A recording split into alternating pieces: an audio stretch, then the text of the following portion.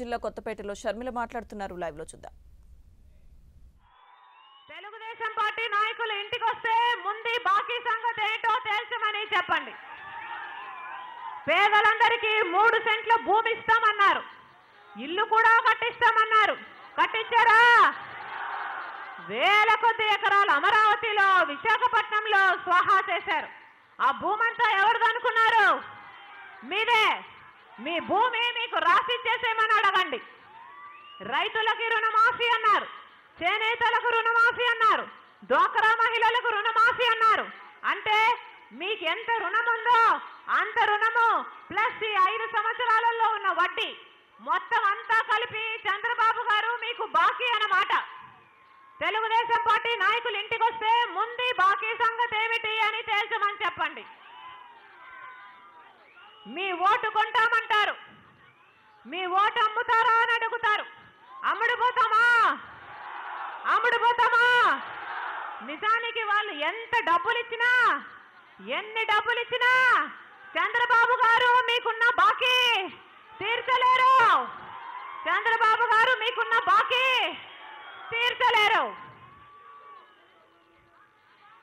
ఈ అవినీతి పాలన పోవాలి అంటే జగనన్న రావాలి. కొడుకు మాత్రమే జాబ్ ఇచ్చిన వాడు పోవాలి అంటే జగనన్న రావాలి. ఈ 10 నాలుకల రావణాసుడు పోవాలి అంటే జగనన్న రావాలి. వ్యవసాయం మళ్ళీ పండగ కావాలి అంటే జగనన్న రావాలి. మాట తప్పని వాడు, మడమ తిప్పని వాడు కావాలి అంటే జగనన్న రావాలి. చెప్పింది చేసేవాడు కావాలి అంటే జగనన్న రావాలి. చెప్పిందే కాదు, చెప్పనిది కూడా చేసేవాడు కావాలి అంటే జగనన్న రావాలి. రాజన్న రాజ్యం మళ్ళీ రావాలి అంటే జగనన్న ముఖ్యమంత్రి కావాలి. రాబోయే రాజన్న రాజ్యంలో మీరు ఆశీర్వదించి జగన్మోహన్ రెడ్డి గారిని ముఖ్యమంత్రిని చేశాక రాబోయే రాజన్న రాజ్యంలో ప్రతి రైతు మళ్ళీ తలెత్తుకొని రాజులా బ్రతుకుతాడు. ప్రతి రైతుకి ప్రతి ఏటా మే నెలలోనే 12,500 రూపాయలు పెట్టుబడి సాయం కింద ఆ రైతన్న చేతుల్లోనే పెడతాం.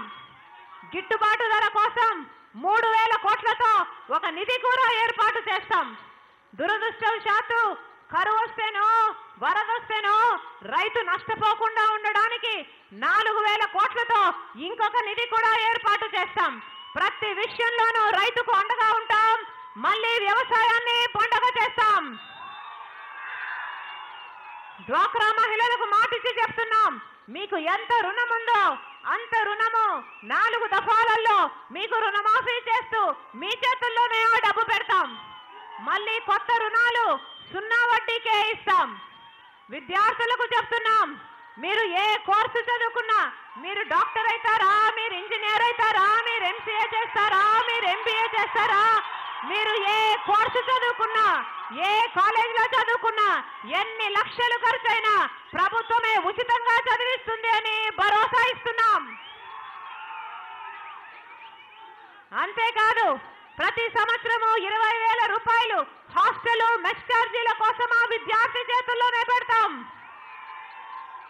ప్రతి తల్లి వాళ్ళ పిల్లలను కూలీకి తీసుకువెళ్లకుండా స్కూలుకు పంపడానికి ఏటా 15,000 రూపాయల తల్లి చేతుల్లోనే పెడతాం.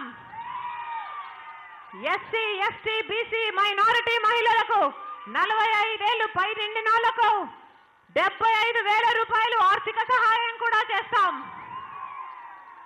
అవ్వ తాతలకి పెన్షన్ వయసు 65 నుంచి 60కే కుదించి 2,000 నుంచి క్రమంగా పెంచుకుంటూ 3,000కు చేస్తాం.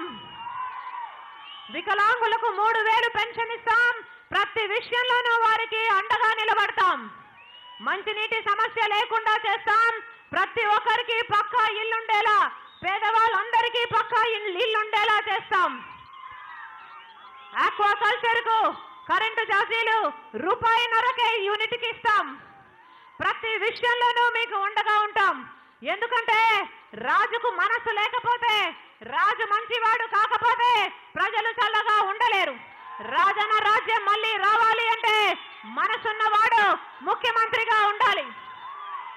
జగనన్నను మీరు ఆశీర్వదించాలని ఒక్కసారి రాజన్న రాజ్యం కోసం మళ్ళీ మరొకసారి నాంది పలకాలని మా ప్రార్థన.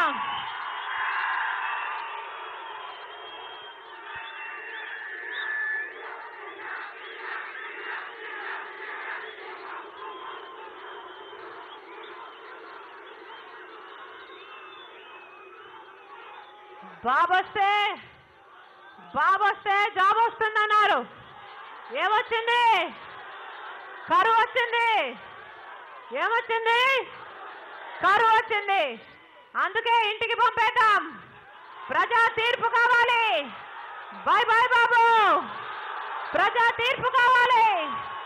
బాయ్ బాయ్ బాబు. ప్రజా తీర్పు, ప్రజా తీర్పు, ప్రజా తీర్పు. వైఎస్ఆర్ కాంగ్రెస్ పార్టీ ఎమ్మెల్యే అభ్యర్థి అన్న జగ్గిరెడ్డి గారు మీకు పరిచయస్తుడే. మీ వాడు, మీకు అందుబాటులో ఉండేవాడు. గొప్ప మెజారిటీతో గెలిపించవలసిందిగా ప్రార్థన. వీళ్ళ తండ్రి గారు చేసిన సేవలు కూడా జ్ఞాపకం ఉంచుకొని అన్నను ఆశీర్వదించవలసిందిగా మా ప్రార్థన.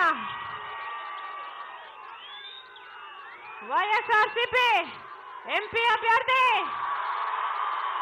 అనురాధమ్మ, ఎంపీ అభ్యర్థి అనురాధమ్మ మహిళ, చదువుకున్నది. మీరు ఆశీర్వదిస్తే మీకు చేసి సేవ చేయాలని ఆశపడుతున్నది. గొప్ప మెజారిటీతో గెలిపించవలసిందిగా ప్రార్థన. 11వ తేదీ ఎన్నికలున్నాయి. ఈ నెల 11వ తేదీ ఎన్నికలున్నాయి.